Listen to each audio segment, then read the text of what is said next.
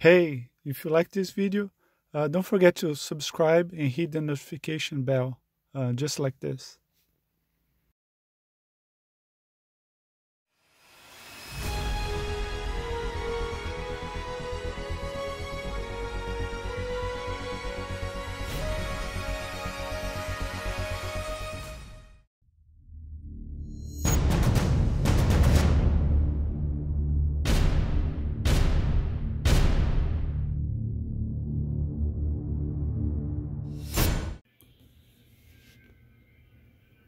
All right. So, well, this is another video about another rare comic book in my list. This one's from 1975, and it's one of the most, I guess, iconic Bronze Age Spider-Man covers, I guess. It's really cool. It's definitely one of my favorites. I didn't realize at first how many or how few of them are in 9.8. But yeah, that's why I made the list. So really nice cover, John Romita art. So it's pretty cool. So let's take a look at it and you find out why he made my list.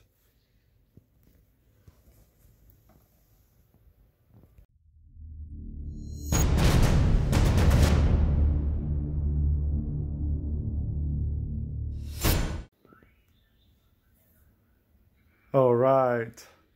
So before we start, I'm just gonna mention, because people are gonna notice, and a lot of people that sometimes see my videos don't know what's going on because they probably just found my videos by accident. So the reason for this mess is that this is the first video since the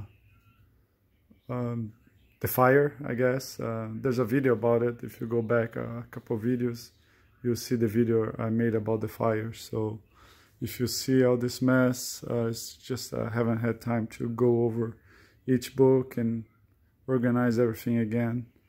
It's been a mess. I'll try to do it probably this weekend. So yeah, that's it. That's why you see all this mess here. So let's go back to the book.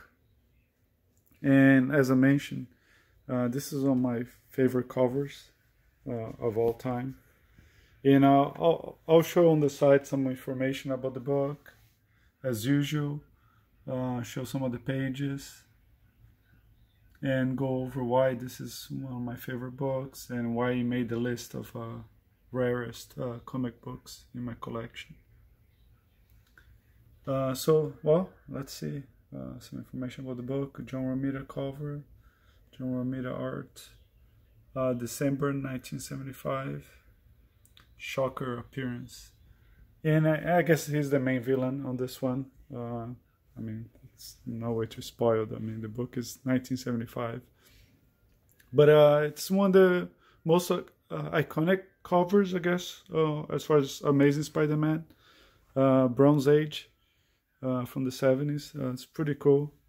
I like it. And if you're familiar with Spider-Man, it's kind of a homage to another awesome book that I've been very lucky to get.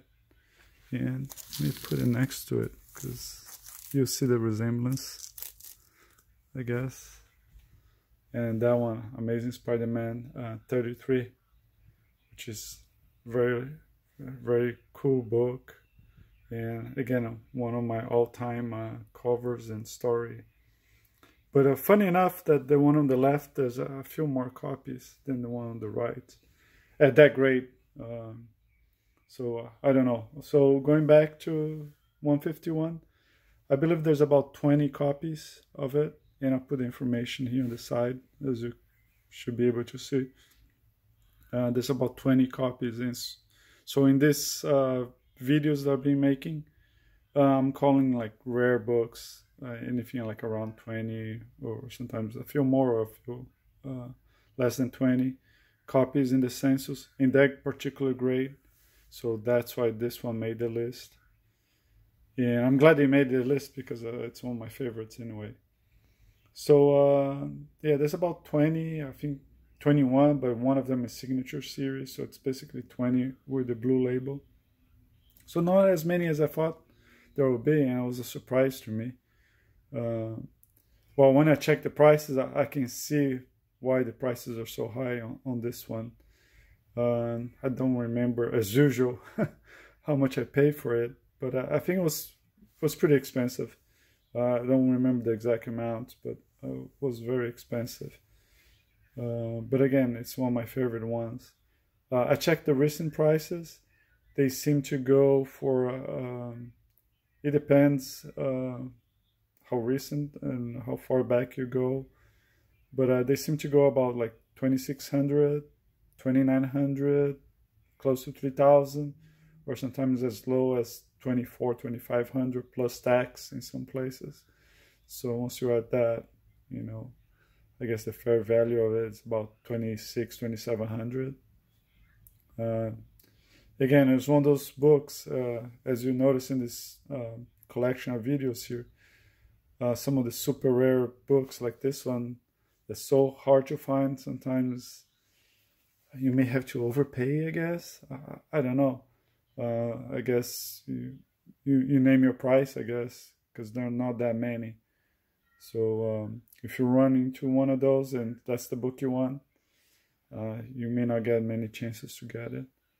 But yeah, it's one of my favorites. Very cool.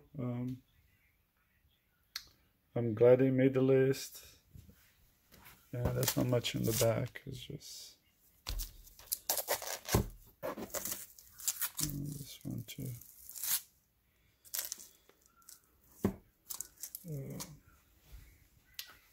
Okay.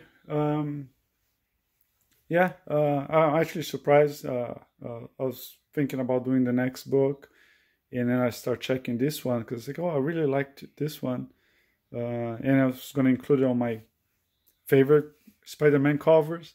And then when I checked the CGC census, that's when I noticed there's only 20 of them, and that kind of surprised me. I'll go again. And this one ties in with the Spider-Man clone story. Then the Ned Leeds wedding party. And I'm not going to tell you the whole story. I guess you can see here on the side some of it. And then there's an outage, power outage. And then I guess the Shocker is the guy, to blame. And Spider-Man goes after him, and he ends up basically over there. You see on the cover in the sewer. And it's funny because the one right next to this one, you can actually find it in 9.8 for a fraction of the price. It just doesn't have the iconic cover, but the story is a continuation of this story, the cliffhanger, I guess, at the end of the story. So I'll get the 152. I think I have it actually. But it makes a nice set, 151 and 52. So yeah, that's about it. I'll keep this one extra short. I have a lot of work to do here. My room's still a mess, and I'm still planning for the next fire. So I've been in and out, getting some better boxes. This is not the right way to go. This is not the right way to move so many comics, and I had to learn the lesson the hard way. But everything's okay now, and I'll probably continue with this series of Rarest comic books because they're really, one of a kind, I guess, in some ways. Yeah, I'm glad I was able to save all of them from the fire. So, okay, as usual, put your comments below if you have any questions. Let me know what are some of the rarest books you have, or what book you want to see next. I may or may not have it, but if I have it, I'll make sure I'll do it. But this one was a good start after the fire, I guess, with water. Okay, okay, I'll see. I don't know which one's gonna be next one, but I promise it's gonna be another rare book, and I hope you enjoy it. Okay, thank you.